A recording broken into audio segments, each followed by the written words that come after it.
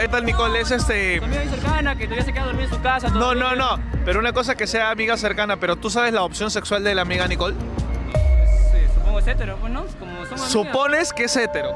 Pero es que normal. No. No, fuera de bromas. ¿Es hetero ella? ¿Sí? Ella está en el instituto. Nada más. No ¿Por he qué? tenido ¿Por qué?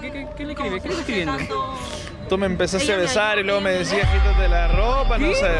Se me escapó, mentirosa, querías hablar, No, otra pero, cosa. ay, mira, la verdad ¿Te que- acuerdas o no te acuerdas de ayer?